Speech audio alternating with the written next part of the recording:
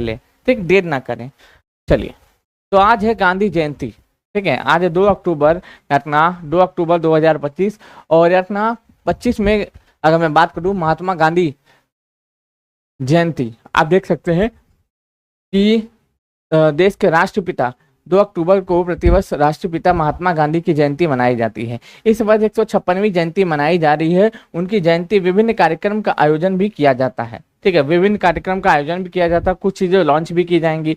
साथ ही साथ आपको ये भी बता देते हैं, ध्यान से सुनिएगा जितने भी लोग देख रहे हैं सभी लोग, कि महात्मा गांधी जी ने एक जो है ना आंदोलन का एक नया जो है आप स्वरूप सब लोग के सामने से लोगों के आया, कि बिना जो है तलवार चलाए, बिना गोली चलाए भी अंग्रेज लोगों को अपने कदमों में झुकाया जा सकता है। वो किसी से सीखना है तो महात्मा गांधी से आप सीख सकते हैं। जैसे कि महात्मा गांधी जी का जन्म गुजरात के पोरबंदर में 2 अक्टूबर 1869 को हुआ। इनके पिता का नाम करमचंद गांधी और माता का नाम पुतलीबाई था, ठीक है, माता का नाम पुतलीबाई था, अपना माता का नाम पुतलीबाई था, ठीक है।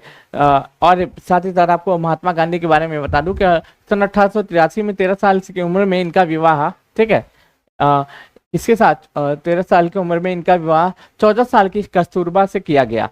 मोहनदास 15 वर्ष के थे और इनकी पहली संतान का जन्म हुआ, लेकिन ये कुछ समय के बाद उनकी मृत्यु हो गई।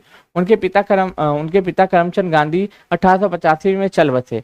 मोहनदास और कस्तूरबा के 4 संतान थे, हीरालाल, मनीलाल, ठीक है, रामलाल और देवदास, और एक दत्तक पुत्र था जिसका नाम था जमुना लाल बजाज। एक दत्तक पुत्र था जिसका नाम क्या था मेरे भाई? जमुना लाल बजाज।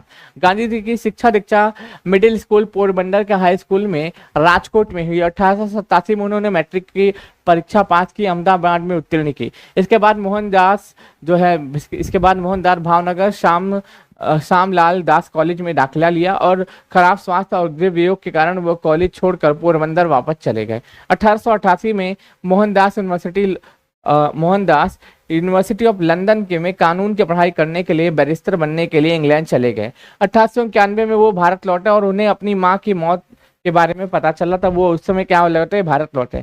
भारत में जब महात्मा गांधी जी अफ्रीका जाते हैं, अफ्रीका से भारत आते हैं, तो उसके बाद पहला आंदोलन जो भारत आने के बाद करते हैं वो चंपारण करते हैं, फिर खेड़ा करते हैं, फिर अहमदाबाद मिल करते हैं, फिर उसके बाद असहयोग आंदोलन करते हैं। फिर गांधी जी क्या करते हैं दोस्तों? खिलाफत आंदोलन का नेतृत्व करते हैं। फिर उसके बाद आप देखोगे 1924 के बेलगांव अधिवेशन की अध्यक्षता करते हैं। फिर सविनय अवज्ञा आंदोलन करते हैं, लास्ट भारत छोड़ो आंदोलन करते हैं। ये सारी चीजें किसके बारे में आपको पता होना चाहिए? इसके साथ ये सारी चीजें किसके बारे में पता होना चाहिए? महात्मा गांधी के बारे में आपको पता होना चाहिए। महात्मा गांधी के बारे में आपको पता होना चाहिए, क्योंकि आज महात्मा गांधी की 156वीं जयंती मनाई जा रही है, तो ये सारी चीजें आप कनेक्ट करके सीधा सीधा पूछा जा सकता है, ठीक है। किसके बारे में? महात्मा गांधी के बारे में। तो मैंने बताया ना कि 1893 में अफ्रीका गए और 1914 तक रहे और 15 में भारत आते हैं। फिर स्वतंत्रता संग्राम में 1916 से 45 तक सक्रिय भी रहे। उसके बाद देख सकते हो चंपारण सत्याग्रह 1917 में होता है। फिर उसके बाद खेड़ा होता है 1918 में होता है। फिर उसके बाद खिलाफत आंदोलन होता है, फिर असहयोग आंदोलन होता है। फिर उसके बाद, ठीक है, चलिए अब उसके बाद आते हैं हमारे प्रश्नों पे। उसके बाद हमारे आते हैं प्रश्नों पे आते हैं। तो सभी लोगों से निवेदन है कि सभी के सभी लोग बताइएगा, सभी लोग, कि अक्टूबर 2025 में भारतीय रिजर्व बैंक का नया डिप्टी गवर्नर किसे अपॉइंट किया गया? अक्टूबर 2025 में पूछ रहा है भारतीय रिजर्व बैंक का नया डिप्टी गवर्नर किसके अपॉइंट किया गया? कमेंट करते हुए आंसर बताइएगा।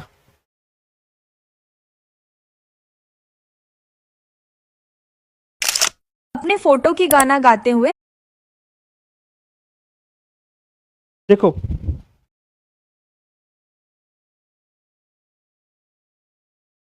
तो पहली बात तो याद रख लेना, ये शिरीष चंद्र मुर्मू हो जाएगा, शिरीष चंद्र मुर्मू हो जाएगा। 1 अप्रैल 1935 को क्या होती है दोस्तों? आरबीआई की स्थापना होती है। आरबीआई की क्या होती है? स्थापना होती है। आरबीआई की स्थापना होती है। 1937 तक जो हेडक्वार्टर रहता है वो कहाँ रहता है? कोलकाता रहता है। क्या रहता है इसका? कोलकाता रहता है, कोलकाता रहता है। 1937 के बाद इसका हेडक्वार्टर कहाँ शिफ्ट कर दिया जाता है? मुंबई शिफ्ट कर दिया जाता है। कहाँ पे? मुंबई शिफ्ट कर दिया जाता है। 1 जनवरी 1949 को क्या होता है दोस्तों? इसका नेशनलाइजेशन होता है, यानी कि क्या होता है? राष्ट्रीयकरण होता है। इसका क्या होता है मेरे भाई? राष्ट्रीयकरण होता है। इसका राष्ट्रीयकरण होता है।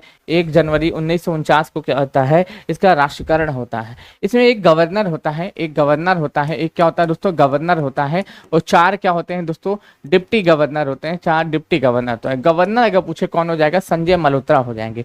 गवर्नर अगर पूछे कौन हो जाएगा? संजय मल्होत्रा। संजय मल्होत्रा साहब क्या हो जाएंगे दोस्तों, संजय मल्होत्रा साहब इसके गवर्नर हो जाएंगे, ये गवर्नर हो जाएंगे, ठीक है। और 4 डिप्टी गवर्नर, जैसे कि इसमें आप देखोगे आप देखोगे इसमें कौन कौन हो जाएंगे, जैसे कि एक तो आपको शिरीष चंद्र मुर्मू हो जाएंगे, ठीक है, शिरीष चंद्र मुर्मू हो जाएंगे एक डिप्टी गवर्नर। उसी के साथ साथ आप देखिएगा यहाँ पे पूनम गुप्ता हो जाएंगे, शिरीष चंद्र मुर्मू, तो उसके बाद पूनम गुप्ता हो जाएंगे, शिरीष चंद्र मुर्मू, पूनम गुप्ता, जेके स्वामीनाथन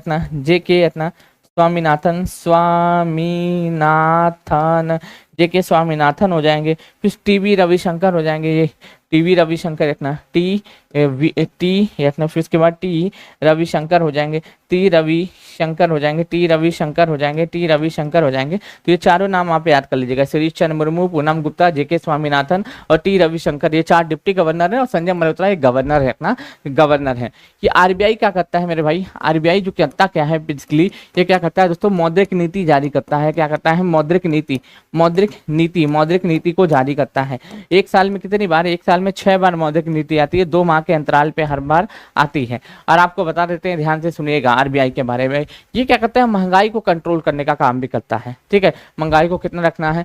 सर राधे राधे सर, हम सफलता बैच कैसे समाप्त हो गया है, 1 साल बोले थे, ठीक है। अब वो 6 तारीख के बाद आपकी समस्या समाधान हो जाएगा। फिर से अब मैं बता देता हूँ, जितने भी हमारे पुराने स्टूडेंट भी हैं उनको भी बोलेंगे, आज 99 रुपये, आज रात 12 बजे तक हमारे सारे कोर्सेज के प्राइस, आप लोग टारगेट बैच से जरूर जुड़ जाएं, 6 से लाइव क्लासेस चलेंगी। तो ये रहे आरबीआई के नए डिप्टी गवर्नर, जिनका नाम है शिरीष चंद्र मुर्मू। शिरीष चंद्र मुर्मू को आरबीआई का नया डिप्टी गवर्नर अपॉइंट किया गया है। शिरीष चंद्र मुर्मू को आरबीआई का नया डिप्टी गवर्नर अपॉइंट किया गया है। शिरीष चंद्र मुर्मू जो है आरबीआई के नए डिप्टी गवर्नर बने हैं। आरबीआई के नए डिप्टी गवर्नर के रूप में किसको, शिरीष चंद्र मुर्मू को अपॉइंट किया गया है। आरबीआई के नए गवर्नर के रूप में शिरीष चंद्र मुर्मू को अपॉइंट किया गया है। आरबीआई के नए डिप्टी गवर्नर के रूप में शिरीष चंद्र मुर्मू को अपॉइंट किया गया है। आरबीआई के नए डिप्टी गवर्नर के रूप में शिरीष चंद्र मुर्मू को अपॉइंट किया गया है। देख सकते हैं 2025 में गाजा के लिए 20 सूत्री शांति योजना का प्रस्ताव किसने रखा है। तो जो बेसिकली आपको बता देता हूँ, ये सब जो है ना खाली एक ढोकला है, बेसिकली ढकोसला है। ये क्या ढकोसला है नोबेल प्राइज शांति का पाने के लिए। ये सब जो है ना नेता जो है ना चोर है साले, सब चोर हैं, ठीक है यार, चारों के चारों चोर है। जो बाइडन हो, चाहे बेंजामिन नेतन्याहू, चाहे एंटोनियो गुटेरेस हो, सब के सब चोर है साले के साले, एक टोटल चोर है। ये होता क्या है ना कि जब नोबेल प्राइज बांटे जाने की घोषणाएं होती हैं तभी सब चीजें जो खबरें हैं ज्यादातर तेज हो जाती हैं कि हमने ये युद्ध रुकवाया, हमने वो युद्ध रुकवाया, हमने ये करवाया, हमने वो करवाया। तो डोनाल्ड ट्रंप, पहले तो बात रखना है, ये प्रेसिडेंट हैं, कहाँ के दोस्तों, यूएसए के प्रेसिडेंट हैं, 47 नंबर के। इनकी पार्टी का नाम अगर पूछे क्या हो जाएगा तो बताइएगा कोई, इनकी पार्टी का नाम क्या हो जाएगा, ठीक है इतना, इनके पार्टी का नाम क्या हो जाएगा दोस्तों, इसकी पार्टी का नाम बताइए, रिपब्लिकन पार्टी है कि डेमोक्रेटिक पार्टी है, ये जरूर से बताइएगा, ठीक है। पीएम नहीं है, प्रेसिडेंट है। यूएसए में पीएम नहीं होता है, यूएसए में खाली प्रेसिडेंट होता है। वहां पे प्रधानमंत्री जैसा कोनो पद नहीं है, ठीक है, वहां पे प्रधानमंत्री जैसा कोनो पद नहीं है, पहली बात बता देते हैं इतना, ठीक। चलिए Here's a look at my week on Facebook Gaming.